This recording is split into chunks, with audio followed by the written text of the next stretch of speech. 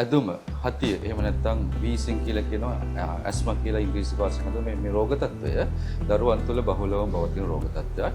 මෙහිදී විශේෂයෙන් ජානමය සාධක සහ විවිධ පරිසර සාධක නිසා මේ රෝග තත්ත්වය මතුවීම සහ රෝග තත්ත්වය උත්සන්න වීම සහ වරින් වර රෝග තත්ත්වය ඇතිවීම සිදු වෙනවා. විශේෂයෙන්ම මේ නිදන්ගත රෝග තත්ත්වය.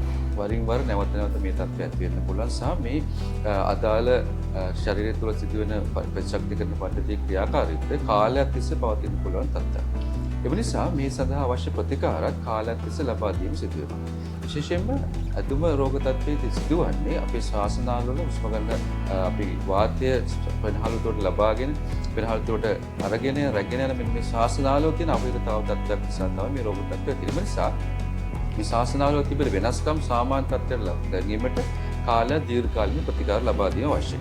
ඇදුම රෝග තත්ත්වයේදී ප්‍රතිකාර අවස්ථා දීර්ඝදී අපි ලබා දෙනවා. පළවෙනි අවස්ථාව මේ රෝග තත්ත්වය උස්සන්න වීම නිසා රෝග ලක්ෂණ සහිතව දරුවෙක් රෝහල්ගත වෙන හෝ එහෙම නැත්නම් වෛද්‍ය උපचार ලබාගෙන යොමු වෙච්ච අවස්ථාවකදී ඒ මුල් අවස්ථාවේදී රෝග ලක්ෂණ කැස්ස පොපේ මාසිකත උස්ම ගෙන පාසල් සහ පොපේ තදගති මෙන්න මේ රෝග ලක්ෂණ සමනය කිරීමට ප්‍රතිකාර ලබා දීම සඳහා සමහර විට අපි දන්නවා මිදුම් මැල්ලීම නෙබියුලස් කියන මාර්ගිනොත් ශ්වසන මධ්‍යරියේ ශ්වාසනාවට ඍජුවම ඖෂධ ලබා දීම සිදු වෙනවා. සමහර විට පෙති දියර වර්ග සිරප් වර්ග වශයෙන් ඒ අවස්ථාවේදී ප්‍රතිකාර ලබා දීම සිදු වෙනවා.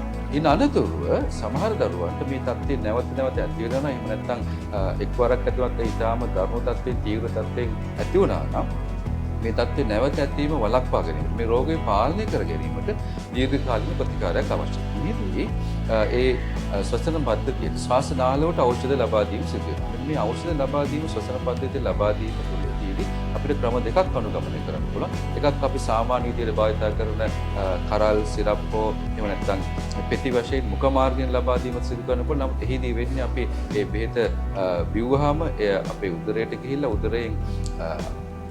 උදරයට අවශ්‍ය වශයෙන් රුධිරය හරහා මේ ඖෂධය පෙනහළුවට ළඟා වීම සිදු වෙනවා. එහිදී මේ ඖෂධය ශරීරය පුරාම ගමන් කරනවා. අනවශ්‍ය ආකාරයෙන් වෙනත් අවයවවලටත් මේ ඖෂධය නිරාවරණය වෙන නිසා එහි අතුරු ආබාධ ඇතිවීමේ හැකියාව වැඩි. නමුත් විශේෂයෙන්ම අපිට ඉතා පැහැදිලිවම මේ ඖෂධය ඍජුවම ශ්වසන පද්ධතිය ලබා දීම පුළුවන්. ඒ සඳහා තමයි අපි මේ ඉන්හෙලර් ප්‍රතිකාරය භාවිත කරන්නේ. ඉන්හෙලර් මගින් කරන්නේ ඒ රෝග තත්ත්වයේ පවතින ශ්වාසනාලවලට ඍජුවම ඖෂධ ලබා දීම සිදු කිරීම. එය උදාහරණයක් ගත්තොත් අපි අක්ෂි රෝගයක් තියෙන කෙනෙකුට ඇහැට බෙහෙත් දමනය වගේ හා සමානයි. හන්දිපත් උදාවක් හන්දිය අමාරුවක් තියෙන කෙනෙකුට ඒ හන්දිය උඩින් තෙලක් හෝ ಔಷධයක් ක්‍රීම් එකක් ගන්නවා වගේ සමානයි. මෙන්න මේකෙන් කරන්නේ ඒ ආකාරයේම දෙයක් තමයි. ඉන්හෙලර් මාර්ගයෙන් ඖෂධ ලබා දීමේදී වාසි දෙකක් ලැබෙනවා. එකක් තමයි අපි ඍජුවම ශ්වසන මාර්ගයෙන් ඖෂධ ලබා දීම සිදු වෙනවා.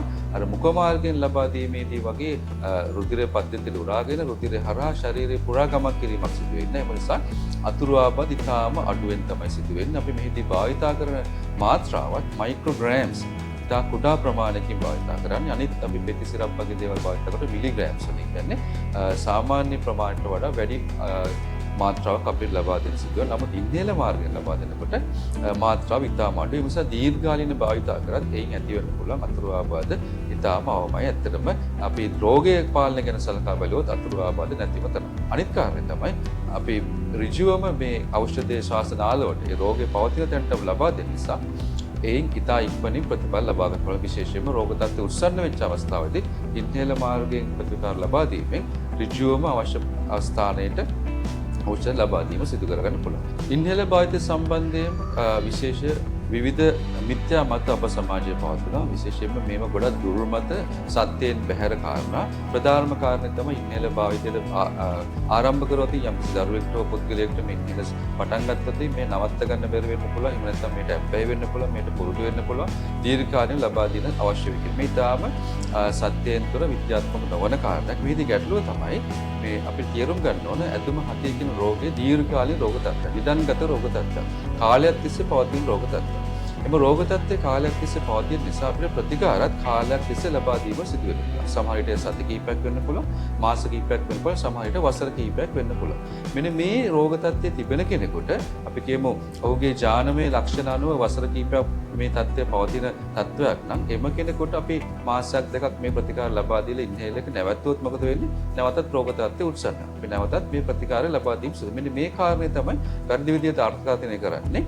ඉන්හෙලර් නිසා මේ රෝග තත්ත්වය තත්ත්වය වැඩි වෙන්නේ. ඒ කියන්නේ ප්‍රතිකාරය නිසා රෝගය වැඩි වෙන්නේ නැහැ පැහැදිලිවම. මේදි සිදු වෙන්නේ නිදන්ගත රෝග තත්ත්වයක් නිසා ප්‍රතිකාර නැවතුනොත් රෝග තත්ත්වය උත්සන්න වෙන නිසා නැවත නැවත ප්‍රතිකාර ලබා දීම අවශ්‍ය නැහැ. ඒ කොපමණ කාලයක් ප්‍රතිකාර ලබා දීම සිදු වෙනවද කියන එක ගොඩක් දුරට ඒ ජානමය සාධක සහ පරිසර සාධක අනුව තමයි තීරණය වෙන්නේ. අපි මේ සියලු ප්‍රතිකාර වලින් කරන මේ රෝග තත්ත්වය ඉතා හොඳින් පාලනය කර ගැනීම. එම නිසා ඉන්හේලර් ප්‍රතිකාරය තුළින් කිසිසේත්ම ඒ රෝගයට ඇබ්බැහිවීමක් සිදු වෙන්නේ නැහැ.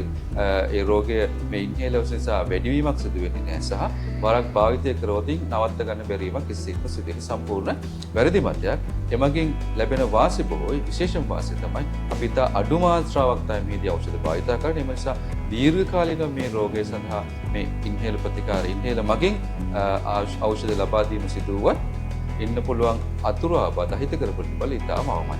ඉන්හේලර් කියන්නේ සරලවම අපි ඖෂධ ලබා දෙන එක ක්‍රමයක් පමණයි. අපි ඉන්ජෙක්ෂන්ස් මාර්ගයෙන් ඖෂධ ලබා දෙන්න පුළුවන්, මුඛ මාර්ගයෙන් පෙති හෝ සිරප් වගේ ఔෂධ ලබා දෙන්න පුළුවන්. එහෙම නැත්නම් ක්‍රීම් එකක් වගේ දෙයක් එහෙම නැත්නම් දාන්න පුළුවන් පිටින්, ඇහැට දාන්න පුළුවන් පිටක්, කනට අමාරුවට කනට පිටක් දාන්න පුළුවන්. මෙන්න මේ වගේම තමයි සරලව ඒ අදාළ රෝගී තිබෙන තැනට ඖෂධ ලබා දීමේ ක්‍රියාවලියක් පමණයි සිදු වෙන්නේ. ඒ කිසිසේත්ම ඇබ්බැහිවීමක් හෝ හුරුවීමක් හෝ ඒ නිසා පුරුදු වීමක් හෝ ඉන්හේලර්ස් පටන් ගත්තන් පස්සේ ඒ නැවත නවත්තා ගැනීම පාසලක් සිදු වෙන්නේ නැහැ.